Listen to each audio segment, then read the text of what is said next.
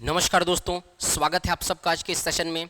देखिए, आज की वीडियो में स्व सहायता समूहों को जो बैंक ऋण से देने से संबंधित एक इम्पॉर्टेंट अपडेट हुआ है, उसको आज की वीडियो में हम लोग कवर करने वाले हैं। ये अपडेट आप बिल्कुल अपने कॉपी में नोट करके रखिएगा, क्योंकि बैंक ऋण से संबंधित एडीओ के पिछले पेपर में भी क्वेश्चन आया था और इस पेपर में भी पूरी तरीके से संभावना है कि क्योंकि अपडेट हुआ है इसलिए ये पेपर में आ सकता है। तो वीडियो को एंड तक देखना है। अगर अच्छा लगे तो वीडियो को लाइक जरूर करिएगा, कमेंट सेक्शन में कमेंट करके जरूर बताइएगा कि वीडियो आपको कैसा लगा, चैनल को सब्सक्राइब करिएगा। शुरू करते हैं। चलिए, देखिए, बैंक ऋण आपको पता होगा कि स्व सहायता समूहों को बैंक ऋण के लिए दो चार मतलब क्राइटेरिया होता है, पात्रता की सूची होती है कि स्व सहायता समूह जैसे 6 माह पुराना होना चाहिए, लगातार 11 सूत्रों का पालन करता हुआ होना चाहिए, माइक्रो क्रेडिट प्लान तैयार होना चाहिए, वो अपने समूह सदस्यों को प्रॉपर ऋण दिया हो। इस तरीके का बहुत सारी पात्रता सूची होती है, उसमें कोई परिवर्तन नहीं, उसमें वही है। मेन जो चेंजेस हुआ है इसमें स्व सहायता समूहों को ऋण देने के संबंधित ध्यान दीजिएगा। दो प्रकार के स्व सहायता समूह को ऋण दिए जाते हैं। एक होता है नगदी ऋण सीमा, कैश क्रेडिट लिमिट, और दूसरा होता है टर्म लोन या कि मियादी ऋण दिया जाता है। ये दोनों क्या होता है पहले वो देख लेते हैं, उसके बाद हम लोग आगे बढ़ेंगे। तो कैश क्रेडिट लिमिट क्या होता है? कैश क्रेडिट लिमिट वह लोन होता है जो कि दैनिक जरूरतों की पूर्ति के लिए दिया, जैसे कि मजदूरी के लिए, वर्किंग कैपिटल के लिए दिया जाता है। जैसे कि स्व सहायता समूह कोई उद्यम चला रहा है, उसको क्या करना है, अपने सब सदस्यों को क्या देना है, ऋण देना, मतलब कि वहाँ पे जो काम कर रहा है स्व सहायता समूह, उस पे अगर उसको काम करने के लिए मजदूरी तय कर जो पेमेंट करना है मजदूरों का, उसके लिए क्या दिया जाता है, वर्किंग कैपिटल दिया जाता है। और क्या चीज़ के लिए दिया जाता है? कच्चे माल के लिए दिया जाता है। अगर कोई काम कर रहा है, मान लो जाए डिटर्जेंट का एक उद्यम चला रहा है स्व सहायता समूह, तो अगर उसको रॉ मटेरियल खरीदना है तो उसके लिए कैश क्रेडिट लिमिट ये वाली ऋण दे दी जाती है। मजदूरी देने के लिए ये अल्पकालिक होती है, कम समय के लिए दी जाती है और केवल निकाली गई राशि पर ब्याज दिया जाता है। अब देखो, कोई भी लोन हो, जैसे कैश क्रेडिट लिमिट हो या फिर मियादी ऋण हो, ये एक साथ नहीं दिया जाता, ये पार्ट पार्ट में दिया जाता है और ये तय किया जाता है कि एक साल में आप इतनी पैसे को निकाल सकते हो। 3 साल के लिए तय होता है, 3 साल में 6 लाख का ऋण दिया जाता है। लेकिन हर साल एक साथ 6 लाख रुपए नहीं दे देंगे, हर साल आहरण सीमा तय की जाती है। हर साल ये बोला जाता है कि इतना पैसा इसमें से आप निकाल सकते हो। ऐसे करके 3 साल तक के लिए 6 लाख की राशि दी जाती है। 6 लाख रुपए की राशि 3 साल के भीतर दी जाती है। हर साल आहरण सीमा तय होती है, मैं बताऊंगा आगे। तो ये होता है नगदी आहरण सीमा, ऋण सीमा। और दूसरा होता है टर्म लोन, ये लंबी अवधि के लिए, मध्य अवधि की या लंबी अवधि के लिए दिया जाता है, जैसे 10 साल 15 साल के लिए दिया जाता है। ये किसी भवन निर्माण के लिए दिया जाता है स्व सहायता समूहों को, या कोई मशीन खरीदना है उद्यम के लिए तो उसके लिए दिया जाता है। तो ये लंबी अवधि का ऋण होता है। ये दीर्घकालिक ऋण होता है ना। ये क्या दिया जाता है, पूरे जैसे कि 10 साल से ज़्यादा, 10 साल या 10 साल से ज़्यादा के लिए दिया जाता है। मतलब आप कह सकते हैं लंबी अवधि के लिए होता है। पूरे ऋण पर ब्याज देना पड़ता है पहले, जब से दिया गया तब से, और मशीन खरीदने के लिए या भवन निर्माण के लिए इसको प्रोवाइड किया जाता है। तो ये 2 तरीके का ऋण है, इसको हम लोग पढ़ेंगे।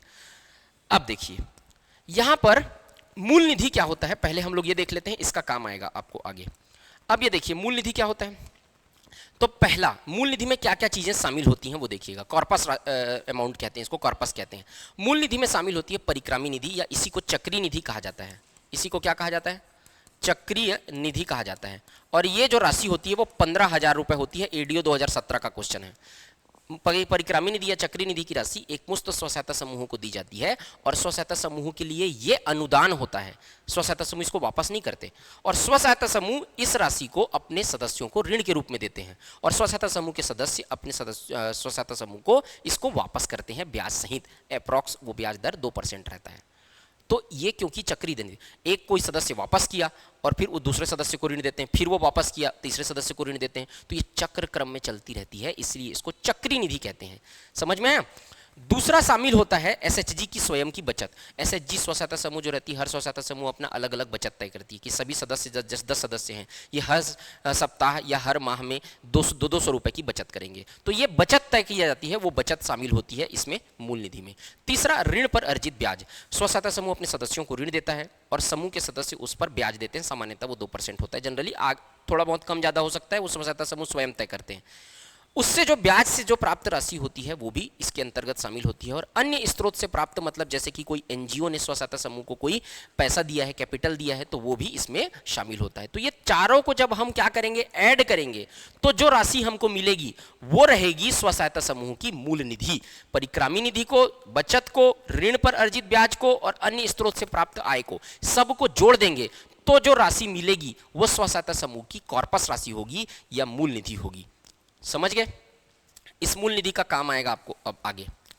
अब यहां पर देखिए आप, मैंने क्या कहा आपको, एक साथ एक मुश्त राशि नहीं दी जाती, हर साल तय किया जाता है कि एक साल में आप इतना पैसा निकाल सकते हो। लेकिन कितना दिया जा सकता है तो मैं आपको समझाता हूं। 3 साल के अंतर्गत 3 साल के लिए 6 लाख तक की राशि ले सकता है स्व सहायता समूह कैश क्रेडिट लिमिट के तहत। 3 वर्ष की अवधि में 6 लाख तक का ऋण दे दिया जाता है उसको।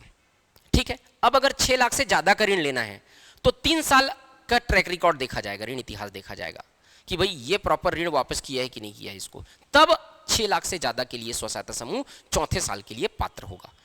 लेकिन याद रखिएगा 3 वर्ष की अवधि के लिए 6 लाख तक का ऋण की स्वीकृति दे दी जाती है उसको। अब इस 6 लाख को निकालेगा कैसे?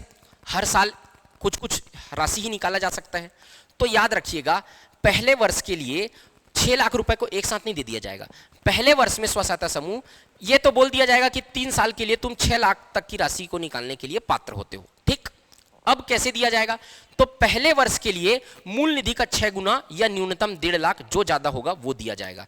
जैसे देखो मैं 2 कंडीशन यहां पे बता रहा हूं आपको, कैश क्रेडिट लिमिट की बात कर रहे हैं हम लोग, फिर ये टर्म लोन तो सेम है उसके।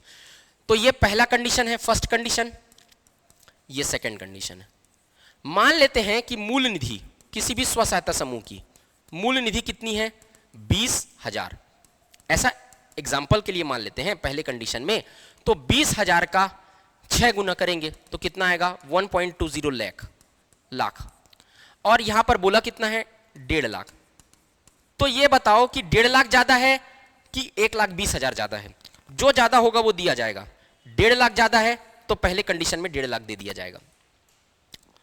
दूसरे कंडीशन में हम एग्जाम्पल के लिए लेते हैं मूल निधि 30,000 रुपए है। तो 30,000 का क्या करेंगे? 6 1 कितना आएगा? 30,000 का 6 करेंगे तो 6 गुना 1,80,000 और है कितना? 1,00,000 लाख। जो ज्यादा हो वो दिया जाएगा तो 1,80,000 दिया जाएगा। अगर मूल निधि 20,000 है तो जो ज्यादा होगा 1,20,000 आया और 1,50,000 तो जो ज्यादा है तो वो दिया जाएगा। और अगर मूल निधि का 6 गुना करने पे राशि ज्यादा आती है जो 1.5 लाख से ज्यादा होती है तो वो राशि दे दी जाएगी। यहां पे बोला जा रहा है मूल निधि का 6 गुना या न्यूनतम 1.5 लाख, जो ज्यादा होगा वो दिया जाएगा। अगर 1.5 लाख ज्यादा है तो वो दिया जाएगा, 1,80,000 आया तो वो ज्यादा हुआ तो वो दिया जाएगा। तो पहले साल के लिए इतना पैसा स्व सहायता समूह बैंक से निकालने के लिए पात्र हो जाएगा और इसी राशि को कहा जाता है आहरण सीमा, वार्षिक आहरण सीमा, वार्षिक आहरण शक्ति। दूसरे साल के लिए अगर बात करेंगे तो मूल निधि का 8 गुना या न्यूनतम 3 लाख जो भी ज्यादा होगा उतनी राशि निकाली जा सकती है। अब इस कंडीशन में हम लोग मान लेते हैं कि मूल निधि पहले कंडीशन में 30,000 है। मान लेते हैं मूल निधि 30,000 है तो 30,000 का 8 गुना 2,40,000 है कि नहीं, और 40,000 है सेकेंड कंडीशन में, 40,000 मूल निधि। तो 40,000 का 8 गुना कितना होगा? 3,20,000। अब ये बोल रहा है कि जो ज्यादा होगा वो राशि निकाले। 8 गुना या न्यूनतम 3 लाख, जो ज्यादा होगा। 3 लाख ज्यादा है ना इस कंडीशन में, तो पहले कंडीशन में अगर मूल निधि 30,000 है तो 3 लाख रुपए निकाल सकते हैं। दूसरे कंडीशन के लिए मूल निधि 3,20,000 है तो 3,20,000 निकाल सकते हैं। अगर मूल निधि को 8 गुना करने पर अगर राशि कम आई तो ज्यादा राशि वाली निकलेगी, 3 लाख निकलेगी, है ना। और अगर मूल निधि को 8 गुना करने पर 3 लाख से ज्यादा राशि आती है तो वो ज्यादा राशि निकलेगी। जो ज्यादा आता है वो निकलेगा, उतना निकाला जा सकता है। ठीक, तो मूल निधि का 8 गुना या न्यूनतम 3 लाख, जो ज्यादा होगा वो निकाला जा सकता है दूसरे साल के लिए। सेम तीसरे साल के लिए क्या है? अब तीसरे साल के लिए देखा जाएगा कि जो तैयार किया जाएगा स्व सहायता समूहों के द्वारा micro credit plan. Micro credit plan क्या होता है? ऐसा प्लान, वह नीति, वो प्लान जिसके तहत स्व सहायता समूह अपने सदस्यों को ऋण देता है। अब वो कितना ब्याज दर ले रहा है, कितने साल के लिए दे रहा है, कितने समय के लिए दे रहा है, उसके ऊपर डिपेंड कर। तो पूरा एक स्व सहायता समूह, हर स्व सहायता समूह अपना एक माइक्रो क्रेडिट प्लान तैयार करता है। उसके आधार पर और पिछले ऋण इतिहास, मतलब पिछले ऋण को प्रॉपर समय से चुकाया है कि नहीं, उसके आधार पर ये 6 लाख तक का ऋण ले सकता है। जो डिफरेंस का अमाउंट है इसको दे दिया जाएगा 6 लाख तक का। ठीक, 6 लाख तक का ऋण पारित कर दिया जाएगा 3 साल के लिए। दो बच गया वो ऋण, तीसरे साल दे दिया जाएगा। तीसरे साल का आहरण सीमा हो गई। अब चौथे साल के लिए तब पात्र होगा जब ये सब ऋण को प्रॉपर सही तरीके से चुकाया है, ट्रैक रिकॉर्ड अच्छा है, तो पिछले ऋण इतिहास के आधार पर सर्वे किया जाएगा और उस स्व सहायता समूह को 6 लाख से ज्यादा के ऋण के लिए वो स्व सहायता समूह पात्र हो जाएगा और 6 लाख से ज्यादा का ऋण भी उसको स्वीकृत किया जा सकता है चौथे साल के लिए इनके आधार पे। तो ये हो गया आपका कैश क्रेडिट लिमिट का पूरा। उसी तरीके से अगर आपको टर्म लोन के बारे में चाहिए, जैसे कि भाई टर्म लोन कैसे देगा, तो सेम है, ये लंबी अवधि के लिए दिया जाता है। तो पहले साल का जो नकदी आहरण सीमा है वो सेम होता है इसके समान, इसमें कुछ अलग से पढ़ने का जरूरत नहीं है। फर्स्ट ईयर के लिए मूल निधि का 6 गुना या न्यूनतम 1.5 लाख जो ज्यादा होगा सेम होगा। सेकेंड ईयर के लिए भी आहरण सीमा सेम होगी, इतना ही पैसा निकाला जा सकता है। थर्ड ईयर के लिए भी क्या होगा, सेम ही होगा, इसमें कोई चेंजेस नहीं आएगा और चौथे साल के लिए 6 लाख तक से ज्यादा के लिए पात्र हो जाएगा। टर्म लोन को एक ठोक को पढ़ लो, टर्म लोन को अलग से पढ़ने का जरूरत नहीं है। टर्म लोन भी सेम इसका कॉपी मार देना यहाँ पे, सेम इसी तरीके से नगदी आहरण सीमा इसकी भी तय की जाती है, वार्षिक आहरण सीमा हर साल के लिए टर्म लोन की भी, तो अलग से कोई पढ़ने का उसको जरूरत नहीं है। ठीक, मैं उम्मीद कर रहा हूं ये आपको अच्छे से समझ में आया होगा। अब मियादी ऋण की चुकौती, कि भाई टर्म लोन जब आप लोगे तो उसको चुकाओगे कैसे, तो उसके लिए भी गाइडलाइन में बताया गया है कि पहली मात्रा जो है, जो ऋण लोगे, यानी कि जो मूल निधि का 6 गुना या 1.5 लाख जो ज्यादा होगा, जो पहला ऋण लोगे उसको 24 से 36 माह के बीच मासिक या तिमाही किस्त में चुकाना है। दूसरा बार जो ऋण लोगे, दूसरी मात्रा दूसरे साल में, उसको 36 से 48 माह के बीच मासिक या तिमाही किस्त में चुकाना है। तीसरी मात्रा को 48 से 60 माह के बीच मासिक या तिमाही किस्त, और ये कितना होगा एग्जैक्ट ये तय करता है स्व सहायता समूह बैंक के साथ बैठ के, दोनों आपस में तय करते हैं और वो जो माह है वो तय होता है। और चौथी मात्रा 60 से 84 माह के बीच मासिक या तिमाही किस्त में चुकाना पड़ता है। तो ये 4 मात्रा अलग अलग साल में अलग अलग जो है वो लिमिट तय किया गया है कितने किस्त में उसको चुकाना है उसके लिए, तो ये भी ध्यान रखिएगा, ये भी इंपॉर्टेंट है। ठीक, अब देखिए ये बताया गया है कि अगर कोई भी स्व सहायता समूह अगर 1 लाख से ज्यादा का ऋण ले रहा है तो उसके 50% पैसे का उपयोग वो आय सृजन करने के उद्देश्य से किया, ऐसे चीज में लगाए 50% से ज्यादा पैसे को जिससे उसकी आय हो, जैसे कि कोई उद्यम चला रहा है उसमें लगाए, ऐसे चीज में लगाए जिससे उसको रिटर्न प्राप्त हो, ऐसे चीज में 50% राशि का उपयोग करना है। अगर वो 1 लाख से ज्यादा का ऋण लिया है तो तभी तो वो पैसे को वापिस करेगा ना बैंक को। 4 लाख से ज्यादा का ऋण लिया है तो 75% पैसे को 4 लाख के ऐसे चीजों में लगाए जिससे उसको आय प्राप्त हो। 6 लाख का से ज्यादा का ऋण अगर लिया है तो 85% पैसे को ऐसे चीज में लगाए जिससे उसका आय प्राप्त हो और बाकी पैसे का उपयोग वो किसी चीज के लिए करे, दूसरे भी चीज के लिए। ये लिमिट इसमें बताया गया है, तो ये लिमिट को भी आप अच्छे से याद रखिएगा। तो ये अपडेट आप अच्छे से आपको नोट करके रखना है। हम लोग की बैच जो चल रही है उसके बारे में विस्तार बैच जो है वो अगर आप चाहें तो ज्वाइन कर सकते हैं, नीचे कॉन्टैक्ट नंबर दिया हुआ है वहाँ पर कॉल करके। त्रिकोण बैच भी चल रही है वो भी ज्वाइन कर सकते हैं अगर आप चाहते हैं ज्वाइन करना। और हम लोग का MCQ हमारी एकेडमी की है, MCQ बुक अगर 1500 से ज़्यादा क्वेश्चन इसमें दिए हुए हैं, अगर आप ये लेना चाहते हैं तो बुक डिपो में अवेलेबल है और नीचे दिए गए कॉन्टैक्ट नंबर पर भी आप कॉन्टैक्ट करके ये बुक ऑनलाइन भी ऑर्डर कर सकते हैं। ठीक है, तो ये सारी जानकारी जो है मुझे आज की क्लास में आपको देनी थी। इसके अलावा मैं एक चीज़ और बोलना चाहता हूँ आपको कि आप 1 से 1.5 महीना आपके पास एग्जाम के लिए बचे हुए हैं। इस 1 से 1.5 महीने में आपको रिजल्ट की चिंता नहीं करनी है। जब आप टेंशन में तभी आएंगे, जब आप दबाव में तभी आएंगे जब आप रिजल्ट की चिंता करेंगे। अगर आप आज के अपने तैयारी की चिंता करते हैं, अगर आप प्रोसेस पे फोकस करते हैं, तब आप वहां पर मोटिवेटेड रहेंगे। भगवान राम उस युद्ध में क्यों जीते जब रावण के साथ युद्ध लड़े? रावण के पास तो सेना भी ज्यादा थी, रावण के पास तो धन भी ज्यादा था, रावण के पास तो ज्ञान भी ज्यादा था, लेकिन युद्ध में विजय राम भगवान की क्यों हुई? क्योंकि भगवान राम ने अंजाम की चिंता नहीं की, युद्ध में विजय होगी कि हार होगी इस बात की चिंता नहीं की। भगवान राम ने चिंता की, युद्ध लड़ने की चिंता की, युद्ध के रणनीति की चिंता की थी उन्होंने, इसलिए उनकी विजय हुई थी। तो आपको भी अपनी तैयारी मैं कैसे बेहतर करूं, कैसे अपने आप की गलतियों को, खुद की गलतियों को धीरे धीरे सुधार करके अपने आप को आगे बढ़ाऊं, इस बात की आपको चिंता करनी है।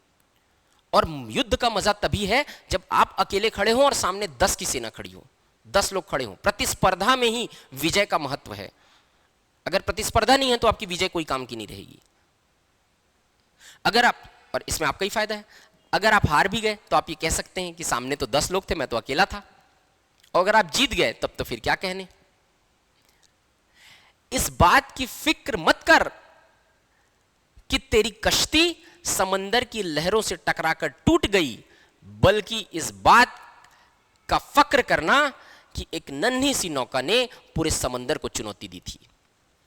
पीयूष मिश्रा की एक कविता है, मुझे याद आ रही है, तू ऐसा कुछ कमाल कर, कटार को संभाल कर, तू तोड़ दे मरोड़ दे भुजा में शीश डालकर, तू ताल ठोक के तमाम शत्रुओं के जाल को तुम नाश कर दे, मर्द है रे दे चुनौती काल को। ताल ठोक के तमाम शत्रुओं के जाल को नाश कर दो, मर्द है रे दे चुनौती काल को। तू दे दे प्यार जिंदगी से नोच के निकाल दे, और है गरुड़ तो सांप को दबोच के उछाल दे। तो आपको परिणाम की चिंता नहीं करनी है, आपको आज के अपनी तैयारी को सशक्त करते रहना है। और इस आपके जर्नी के दौरान आपको जिस भी मदद की जरूरत पड़ेगी, हमारी टीम आपके लिए हमेशा खड़ी हुई है। मिलते हैं नेक्स्ट वीडियो में। जय हिंद, वंदे मातरम।